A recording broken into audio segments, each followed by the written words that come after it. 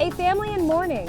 Their 12-year-old boy shot and killed as Mayor Eric Adams pushes changes to prevent it from happening again. The clouds first, the rain's up next. What you can expect by morning. And New York Live is with author and podcaster Danny Pellegrino, who tells us all about his new book and plays some reality TV games with us too. Hey, what's up? This is News for Now for April 4th. I'm Kay Ingram. Now, first up today, Mayor Eric Adams is offering his condolences to the family of a 12-year-old boy who was shot and killed while he was eating while sitting in a car in Brooklyn. This as crime around the city continues to surge. Mayor Adams met with Kade Lewin's family Monday morning. Lewin was eating inside a parked car in East Flatbush Friday night when a passing car opened fire, killing him. Police now believe it's a tragic case of mistaken identity. So far, no arrests in this case. Mayor Adams traveled to Washington to lobby lawmakers to do more about ghost guns as crime here at home continues to rise. Whose child is next? This story just strikes at the heart of the trauma in our city and in our country. All I'm asking, please come forth. Please, please, somebody say something.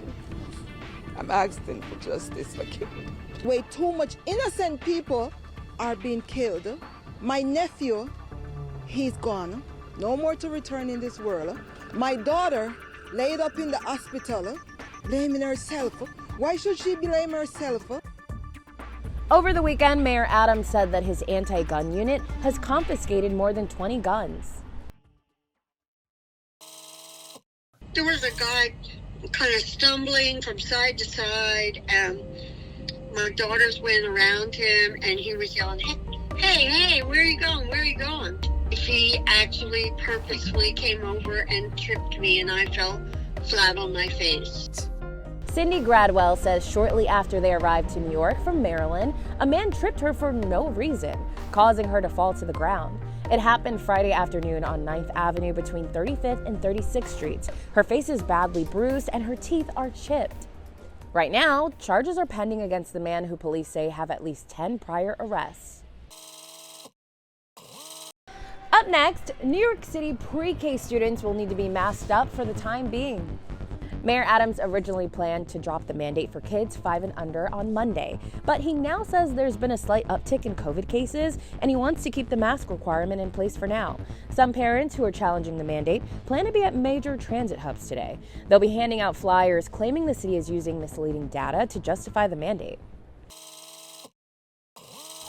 Hi there, I'm Storm Team 4 meteorologist Maria LaRosa. Big improvement over yesterday. We got some sunshine in, temperatures closer to average, and not too bad for the evening. We'll just start to see more clouds, sort of in and out of it heading into the overnight. By 9 p.m., still close to 50 degrees. We'll slowly fall into the 40s.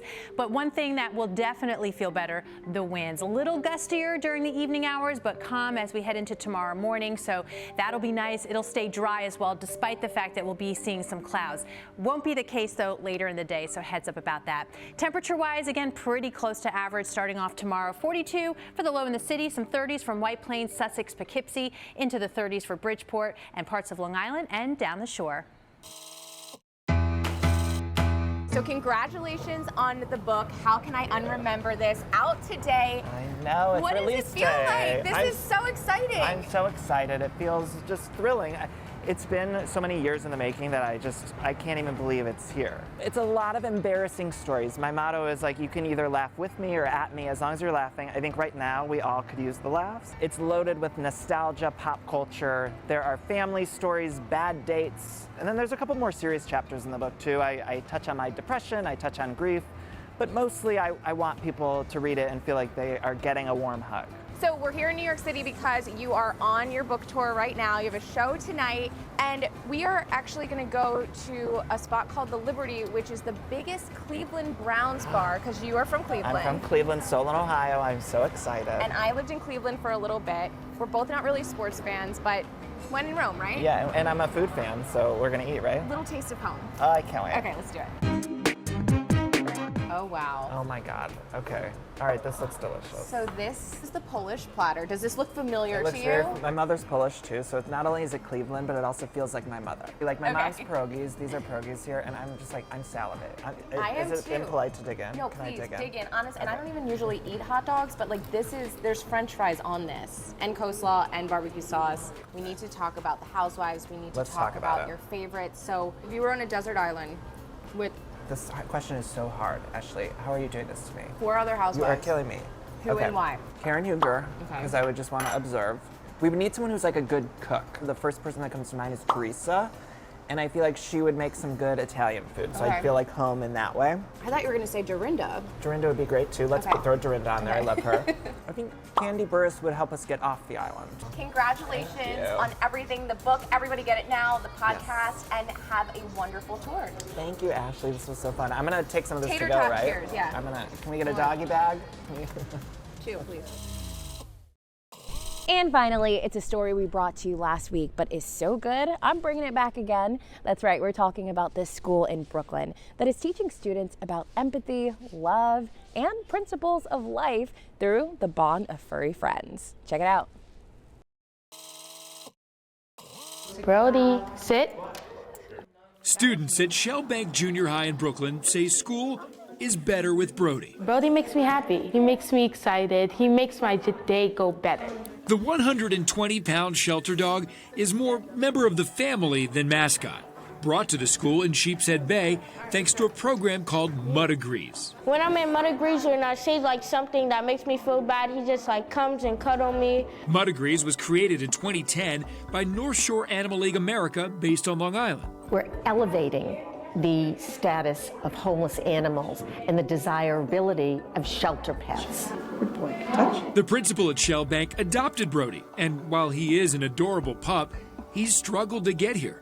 Brody was adopted and returned to the shelter multiple times. And we tell the kids this story about how he was not successful in his homes and he was misbehaving and he didn't listen and he tried to run out the door and he was stealing food off the counters, and that's why people didn't want to give him a chance. Brody has also helped the kids open up. For instance, when they talked about fostering a dog, one student revealed to her classmates that she's a foster child. Now, it's okay because he's okay. We love him being a foster child.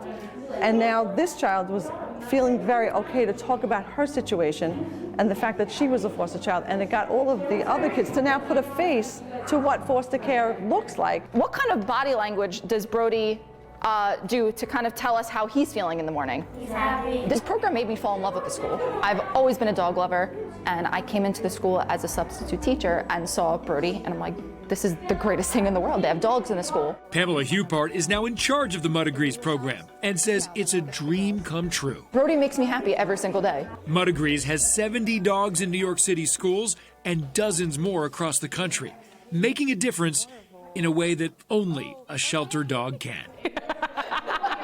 Adam Cooperstein, News 4 New York.